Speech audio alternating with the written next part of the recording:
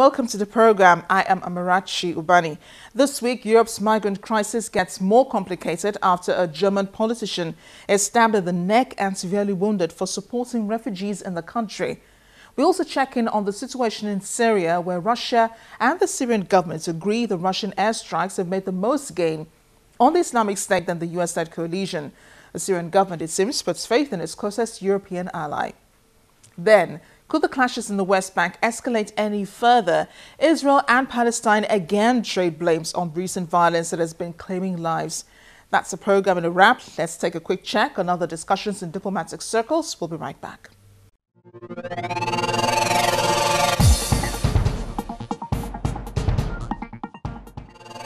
U.S. Marine General Joseph Dunford is in Israel for a visit the Israeli ambassador to Washington said would include defense aid discussions.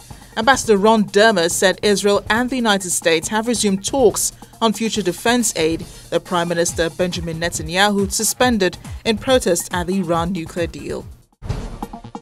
Malaysian armed forces say China's construction work on islands on the South China Sea constitutes unwarranted provocation.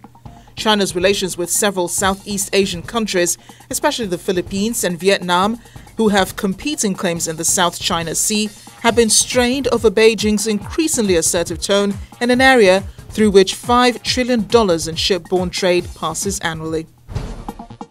Finally, Iran's Foreign Minister Mohammad Javad Zarif says his country's recent missile test does not violate the UN Security Council resolutions, nor that its missile program has anything to do with the nuclear deal reached with 6 world powers. Iranian Defense Minister Hossein Dikan announced on October 11th that the country had successfully launched a long-range surface-to-surface missile. This is the first missile test that Iran carried out following the signing of a nuclear deal reached between Iran and 6 world powers in July. Ganze Menge von drängenden Aufgaben und Themen gibt, zu denen. Welcome back. The Hungarian government has finally carried out its threats not to receive any more migrants trying to enter into the rest of Europe through its borders, and that's causing a backlog as migrants have now diverted to Slovenia in a move that could complicate situations in other European countries.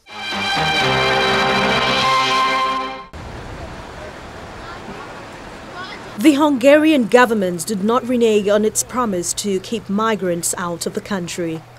It completed putting up a steel fence almost the length of its southern frontier, declaring it is duty-bound to secure the borders of the European Union. About a month ago, the right-wing government of its fiercely anti-immigration Prime Minister Viktor Orban shut down the migrant route across its frontier with Serbia.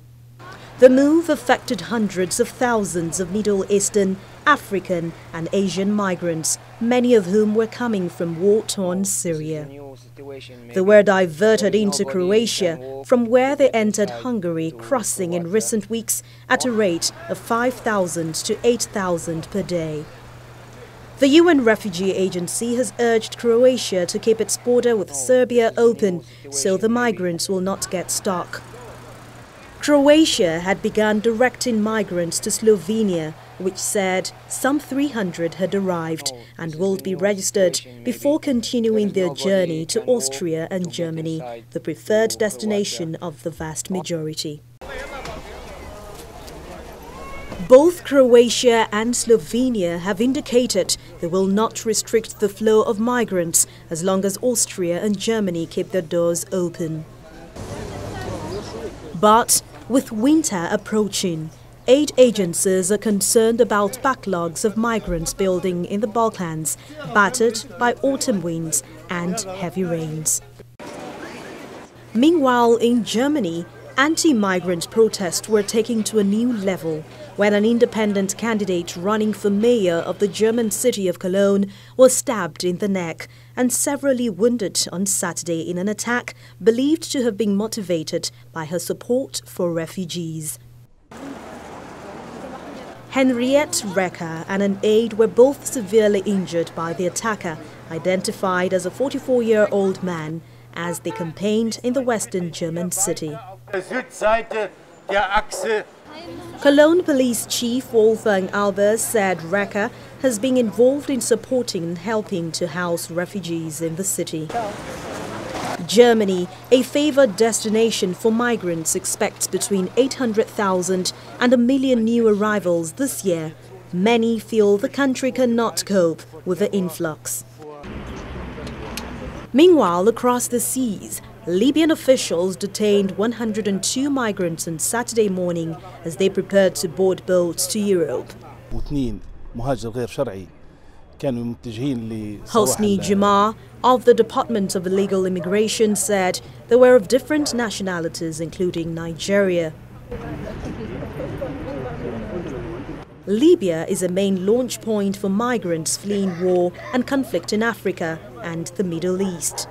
Smugglers and human traffickers have flourished as the country have descended into chaos since the overthrow of long-time dictator Muammar Gaddafi over 4 years ago.